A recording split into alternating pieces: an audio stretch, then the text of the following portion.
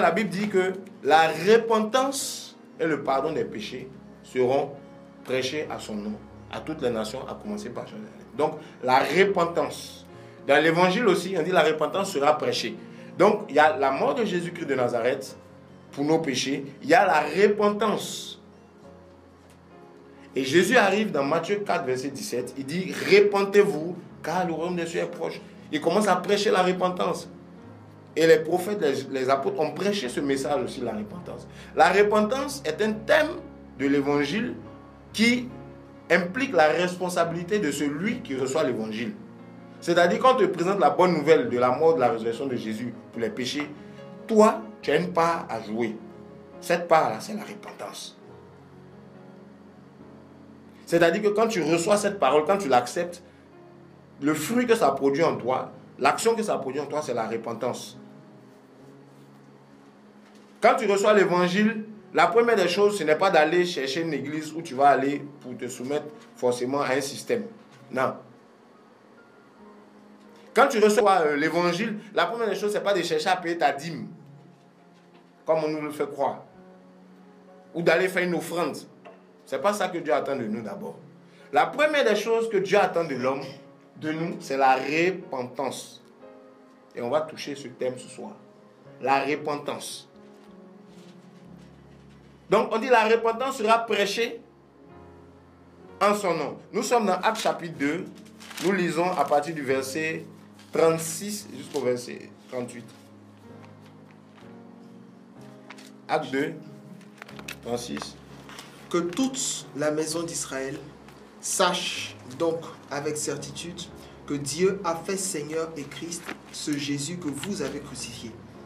Après avoir entendu ce discours, ils eurent le cœur vivement touché et ils dirent à Pierre et aux autres apôtres, « Hommes frères, que ferons-nous » Pierre leur dit, « Repentez-vous et que chacun de vous soit baptisé au nom de Jésus-Christ pour le pardon de vos péchés et vous recevrez le don du Saint-Esprit. » Alléluia. C'est là que tout commence. Pierre va prêcher la parole à 3000 âmes, 3000 personnes qui vont se convertir ce jour, en un seul jour, en une seule prédication. Il va prêcher Jésus. Il ne va pas prêcher lui-même. Il ne va pas dire non, non, on a marché avec lui, j'ai un grand ministère. Il va mettre sa photo. Oh, Pierre, apôtre de Jésus, de tout ça là, machin. Non. Alors qu'aujourd'hui, c'est le cas. Il a prêché Jésus. Aujourd'hui, on ne nous prêche plus Jésus qui enlève le péché. On nous présente des hommes qui ne peuvent pas enlever le péché, qui te font des promesses qu'ils ne peuvent même pas tenir. Ils sont comme des rois sur leur trône, comme des mannequins. C'est le matu vu, c'est le culte de la personne. Au lieu de prêcher Jésus, de prêcher l'évangile pur, pour que les gens soient délivrés de la puissance du diable, ils vont mettre des jougs sur vous encore. Il faut leur payer des taxes, comme des gouverneurs, la dîme. Voilà, ils vous dépouillent comme pas possible. Mais vos situations ne changent pas parce que le péché est là. C'est Jésus seul qui enlève le péché. Mon ami, un homme de Dieu va te présenter Jésus, il ne va pas te parler de lui. Jean-Baptiste est venu, il dit, moi, je ne peux pas parler de moi. Parce que votre problème, je ne peux pas régler. Mais celui qui peut régler votre problème, il arrive. Attendez-le, je vais vous donner quelques caractéristiques de qui il est. Et il commence à parler de Jésus. Il élève Jésus. Il annonce le roi et l'agneau. Il prêche la parole. Les gens disent, mais c'est comme ça, mais on va aller vers lui. On va aller vers lui. Il dit effectivement, allez vers lui, c'est ça le message. Mes amis, ne venez pas vers nous. Nous ne sommes que des messagers, on va vous parler de lui. Allez vers lui, alléluia. Il va toucher votre vie, il va changer votre vie. C'est Jésus-Christ de Nazareth, il est ressuscité, il n'est pas mort. Alléluia. Il n'est pas mort. Il n'est pas resté plutôt dans le tombeau, il est ressuscité.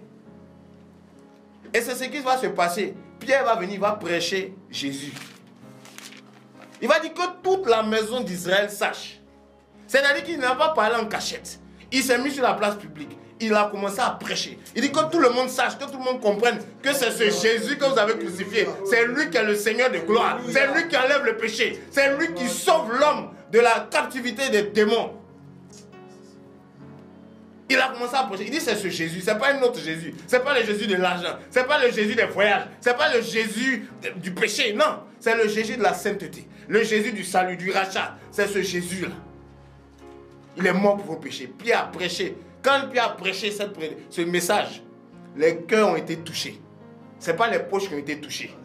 Aujourd'hui, quand les gens prêchent leur Jésus, c'est ta poche qui est touchée. Dès qu'on te prêche ce Jésus, en même temps ta main rentre dans ta poche, tu te lèves, il y a une force qui te pousse, tu vas dans le panier, tu jettes l'argent. C'est maman, c'est le Dieu, c'est le diable, mon ami. Alléluia.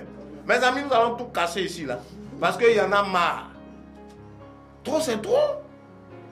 C'est comme si la parole de Dieu est tellement rare. Tout le monde est voilé. Dès qu'on te prêche, il y a une force qui te saisit. Tu es en transe. Ah, il faut que je fasse une offrande. Ça, ce n'est pas le Jésus de la Bible, mon ami. Le Jésus de la Bible, quand ton cœur est touché, ce n'est pas ta poche qui réagit. Non. Mais leur puissance, leur esprit à eux, c'est la poche qui est touchée. C'est l'argent. C'est les offrandes. Non. La Bible dit qu'ils ont été touchés.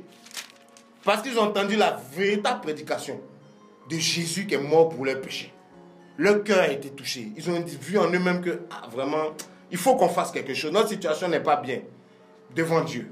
On doit faire quelque chose. Qu'est-ce qu'on doit faire? L'évangile véritable t'emmène à chercher la face de Dieu.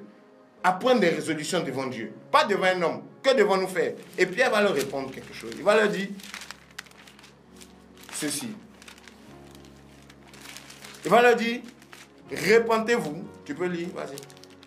Pierre leur dit, repentez-vous et que chacun de vous soit baptisé au nom de Jésus-Christ pour le pardon de vos péchés et vous recevrez le don du Saint-Esprit. Alléluia. Il a dit, repentez-vous et que chacun de vous. Donc vous voyez bien que c'était individuel. On est d'accord? C'était pas collectif. Vous savez, la repentance là, c'est pas ton groupe. C'est ta vie devant Dieu. Tu t'examines. Et la repentance, c'est quoi? La repentance, c'est métanoïa. Ça veut dire changement de mentalité. Changement de conception, de réflexion. En grec, métanoïa. C'est-à-dire ta manière de réfléchir qui était mauvaise. Tu laisses la parole de Dieu venir transformer ça. À partir de Dieu, tu veux réfléchir pour les bonnes choses de Dieu. Tu ne veux plus réfléchir pour faire le mal. Tu ne veux plus réfléchir pour voler. Tu ne veux plus réfléchir pour tromper ta femme. Tu ne veux plus réfléchir pour être dans la masturbation. Tu ne veux plus réfléchir pour voler, pour truander, pour être un brouteur. Tu ne veux plus réfléchir pour être maîtresse des gens. Non, tu veux réfléchir pour plaire à Dieu. C'est-à-dire métanoïa, tu changes ta réflexion. Tu laisses Dieu transformer ta manière, ta vision. Métanoïa, c'est ça, la repentance. Et c'est une attitude de vie. La repentance, ce n'est pas un seul jour où tu viens, Dieu, je me répands. Non, c'est une attitude. Chaque fois que la parole de Dieu vient t'éclairer, que Dieu te montre que dans ta vie, il y a telle chose qui n'est pas bien, tu acceptes de changer. La repentance t'amène à quitter la vie que tu avais avant. La repentance t'amène à renoncer aux choses qui t'éloignent de Dieu, au péché. Donc il dit, repentez-vous. Et c'était ça la clé. Mes amis, si on veut marcher avec Dieu, il faut la repentance. La repentance, c'est que quand la vérité de Dieu vient, même si c'est difficile, tu es prêt à quitter le mensonge pour suivre la vérité. C'est ça la repentance. Et c'est chaque jour. C'est pas un matin, tu es venu, oh, fais ta repentance. Oh, je me répands, tu vas te confesser chez quelqu'un, mais je ne sais pas là. Non, c'est pas ça. C'est-à-dire, chaque fois, tu te remets à jour. Quand Dieu te montre que telle chose n'est pas bien, si c'est une fille, tu la laisses vite. Laisse-la, mon ami. Si c'est un homme, tu le laisses. Voilà. Pour suivre Dieu. Si Dieu a prévu quelqu'un pour toi, Dieu va te montrer cette personne. Mais tu abandonnes le péché. Si c'est l'alcool, si c'est les amis bizarres, tout ça là. Parce que les mauvaises compagnies corrompent les bonnes mœurs. Tu les laisses. C'est pas eux qui t'ont créé. Ils ne t'emmèneront nulle part. Tu suis Dieu. Voilà. Et tu marches avec le Seigneur. Selon la vérité. Parce qu'il y a des personnes qui vont t'emmener en enfer gratuitement. Non, c'est mon ami, c'est mes amis, tout ça là, mon ami. Regarde. Faut savoir faire la part des choses. Donc la repentance t'amène à changer ta manière de fonctionner, ta mentalité, pour suivre le Seigneur. Et quand vous lisez, c'est ce que Pierre a dit, repentez-vous.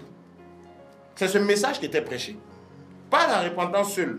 Quand vous allez prendre par exemple Matthieu 3, là on vient dans Matthieu, on prend quelques versets, mes amis.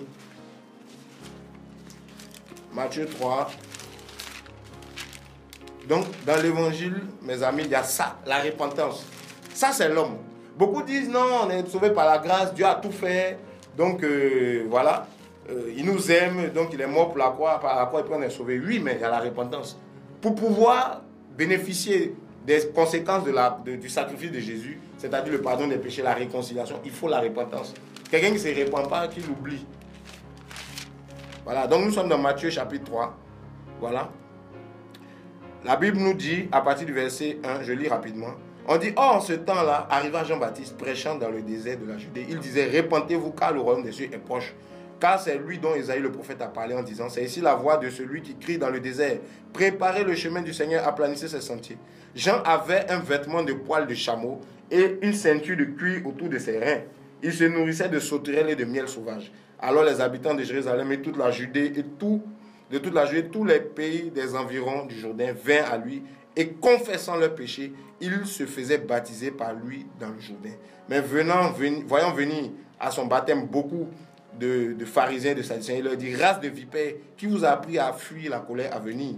Produisez donc des fruits convenables à la repentance et ne prétendez pas en vous-même, nous avons pour père Abraham. Alléluia. Donc il dit, produisez du fruit convenable à la repentance. Dans d'autres versions, produisez du fruit digne de la repentance. C'est-à-dire que la repentance a des fruits. Quelqu'un qui dit que c'est repenti, c'est pas dans son... C'est vrai, c'est dans le cœur que ça commence. C'est dans les pensées. On est d'accord? Tout à l'heure, on a vu qu'on était ennemis par nos pensées. Donc, la repentance, c'est un changement de... Tu acceptes la pensée du Christ et tu décides d'abandonner les pensées mauvaises. Dieu t'aide à faire cela au travers de sa parole. Quand tu acceptes sa parole, ta manière de réfléchir change, ton raisonnement change, tu aimais beaucoup mentir, tu arrêtes, le péché te dégoûte. Voilà, et tu commences à aimer la vérité. Voilà, toutes ces choses-là. À craindre Dieu. Mais la Bible dit qu'il y a des fruits. Donc, on veut parler aussi des fruits de la repentance. Ça fait partie des thèmes de l'évangile. Dans l'évangile, il y a des fruits. Quelqu'un qui dit qu'il a une vie de repentance, ça va se voir. Les fruits, c'est ce qui est visible. Vous comprenez? Les fruits, c'est ce qui est palpable. Les fruits, c'est le produit de quelque chose. Donc, les fruits de la repentance, ce sont les conséquences de la repentance, si tu veux, dans ta vie, qu'on peut voir. Où tu n'as même pas besoin de dire, moi, je me suis repenti. Dès qu'on voit ça, on sait que, lui, il s'est repenti, il vit une vie de repentance. C'est des fruits palpables. Vous comprenez? Donc, saisissons ça aussi ce soir, mes amis. Peut-être qu'on nous a dit la repentance. Vous savez, souvent quand on va dans nos communautés pour prier, dès qu'on arrive, on doit se repentir. On va se repentir maintenant parce qu'on a fait beaucoup de péchés tout au long de la semaine. Donc, repentons-nous. Et puis tout le monde dit, je me repens, Seigneur, tout ça. Machin, les gens se repentent, tout ça. Mais, mon ami, la repentance, c'est pas quand quelqu'un te dit, bon, on va se repentir et puis tu te repens. La repentance, c'est un mode de vie. C'est comme quand tu respires. Est-ce que quelqu'un te dit, bon, respirons maintenant. Et puis tu respires. Non. C'est ton mode de vie. Quand tu reçois Jésus, tu as une vie de repentance. Dès que Dieu te montre le péché, ou dès que Dieu te montre quelque chose qui ne va pas dans ta vie, tu te repens. Automatiquement. Tu n'as pas besoin d'attendre dimanche prochain pour te repentir à la communauté. Non. Tu te repens. Tu ne vas même pas durer une seconde de plus avec ce que Dieu t'a montré qui est péché ou bien qui n'aime pas dans ta vie. Tu vois? Alors, donc Jean-Baptiste va dire, produisez du fruit digne de la repentance, mais ne dites pas en vous-même, nous avons pour père Abraham. Parce que beaucoup de gens disent, on est chrétien, mon papa est chrétien, mon papa est pasteur, donc voilà, je n'ai pas besoin de me repentir. Le Seigneur dit non, produisez du fruit digne de la repentance. Parce que beaucoup s'appuient sur leur histoire de famille pour penser qu'ils sont sauvés. Beaucoup s'appuient sur leur ethnie pour dire, ça c'est notre religion ethnique. Donc on est sauvé. Non, le salut c'est personnel, c'est privé. Et c'est par rapport à ton attitude de cœur devant Dieu. Donc produisez du fruit digne de la repentance. Alléluia. Il va leur dire ça. Quand vous prenez par exemple dans Actes chapitre 3, 19, Pierre disait, repentez-vous et convertissez-vous. Alléluia. Et dans le passage qu'on vient de lire ici, on dit quoi? Plusieurs venaient des environs du Jourdain et confessant leurs péchés se faisaient baptiser. C'est-à-dire ils exposaient le péché. Ils exposaient les œuvres des ténèbres. Quelqu'un qui se repent, c'est quelqu'un qui ne va plus cacher son péché. Parce que quelqu'un qui vit encore dans le péché, il ne veut pas exposer son péché. Il caresse son péché. Son péché est comme un trésor, c'est mignon, comme on a dit tout à l'heure. Son péché est mignon, tout ça, il aime son péché. Mais quelqu'un qui a reçu l'évangile véritable, il n'aime plus le péché. Donc il va exposer le péché. Il va confesser, non, j'étais dans terre. Il ne va pas confesser en cachette, en public. Ici, c'est devant tout le monde que les gens faisaient ça. Et il y a un passage dans Proverbe 28, on va prendre rapidement. Verset 13. Ce soir, nous sommes dans les Écritures. J'espère que vous aimez la parole de Dieu. Vous aurez l'occasion de poser les questions tout à l'heure, mes amis. Voilà. Proverbe 28, verset 13. Proverbe 28, 13. Celui qui cache ses transgressions ne prospère point. Mais celui qui les avoue et les délaisse obtient miséricorde. Alléluia. Celui qui cache ses transgressions ne prospère point. Ce n'est pas forcément l'argent. Prospérité ici, c'est d'abord spirituel. Voilà. C'est-à-dire, ces choses, il est bloqué. Il ne peut pas évoluer. Quelqu'un qui cache, mais combien d'entre vous cachez vos transgressions, vous qui m'écoutez ce soir? Des petites copines, des maîtresses par-ci, voilà, des masturbations par là, vol par-ci, escroquerie par là. Tu vis une vie cachée de péché comme ça et tu vas avancer dans la vie. Mon ami, la malédiction est sur ta vie. Tu ne peux pas, tu es bloqué. Ce n'est même pas à cause d'un démon, d'un sorcier, c'est toi-même. Répands-toi, mon ami, ce soir. Ma soeur, répands-toi. Le temps est venu, il faut confesser. Si tu veux réellement marcher avec Dieu, expose les ténèbres, expose le péché, confesse. Confesse à Dieu d'abord, c'est vrai, et puis expose. Rends ton témoignage de ce que Dieu a fait pour toi. Beaucoup de gens disent qu'ils sont chrétiens, mais ils ne peuvent pas rendre leur témoignage. Ils cachent beaucoup de choses. Ah, c'est ma vie privée, c'est mon intimité avec Dieu. La Bible est claire ici. Celui qui cache ses transgressions ne prospère pas. Mais celui qui les avoue, ça c'est la première chose. Dans les fruits dignes de la repentance, il y a quoi? Il y a avouer, passer aux aveux, et puis qu'il les délaisse. C'est-à-dire qu'il les abandonne. Parce que beaucoup aussi peuvent avouer, mais ils sont toujours dedans. Toujours ils passent à la confession. Ah, je vais me confesser. C'est devenu une mode. Mais après on recommence encore. Non, on dit celui qui avoue et les délaisse, fait quoi? Il obtient miséricorde. Donc la faveur de Dieu aussi, mes amis, dépend de notre attitude. C'est vrai que le Seigneur nous donne l'opportunité par la croix. Mais la Bible dit, il y a la repentance et il y a des fruits. Les fruits, c'est quoi? Quelqu'un qui est vraiment délivré d'un péché, il va le confesser rapidement. Voilà. Et il délaisse ce péché-là. C'est-à-dire quand il voit ce péché-là venir de loin, il prend une autre route.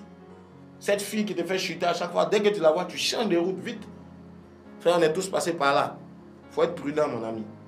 Voilà, c'est vrai que Dieu est dans notre vie, mais il faut être prudent. Tu délaisses, c'est-à-dire que tu coupes. Si c'est des anciennes copines, tu effaces leur numéro, tu changes de numéro. Et voilà. Si c'est un homme pareil, oublie-le. Tu fais leur deuil, tu passes à autre chose avec Jésus.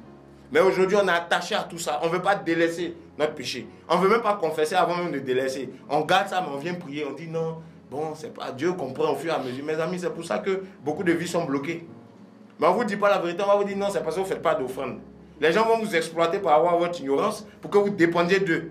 C'est ça le faux évangile qui est là aujourd'hui. Au lieu de vous aider à être autonome avec Dieu, les gens vous amènent à dépendre d'eux, mais ils savent très bien que c'est le péché qui est dans votre vie. Ils ne vous diront pas ça. Ils vont dire non, tu sais, il faut faire un jeûne, tout ça. Mon ami, même si tu jeûnes pendant 40 jours, que tu ne délaisses pas tes péchés, que tu ne les avoues pas, tu ne les confesses pas, que tu ne te répands pas, il n'y aura rien du tout.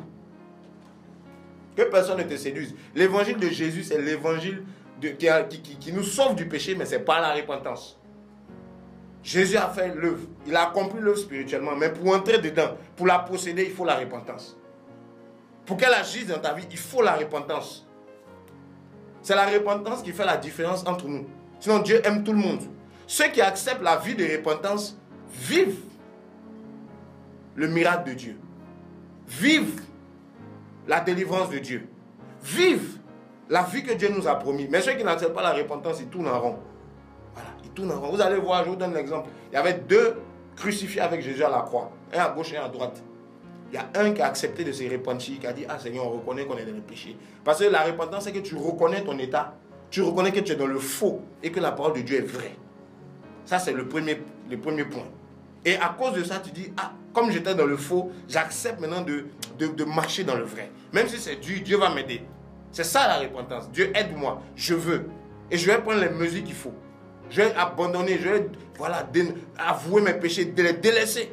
Je vais prendre des mesures, mais soutiens-moi, Seigneur, parce que je sais que ce n'est pas facile. C'est ça. C'est cette expérience-là. Les 2 étaient à la croix. Il y a un qui a reconnu son tort, qui a demandé au Seigneur, Seigneur, aie compassion de moi.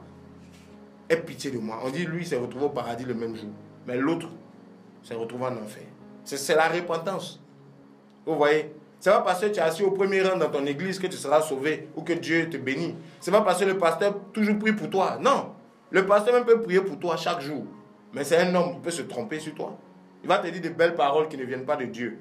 Ça va flatter ton âme. Tu vas penser que tu es à part, alors qu'en réalité, tu es complètement hors du plan de Dieu.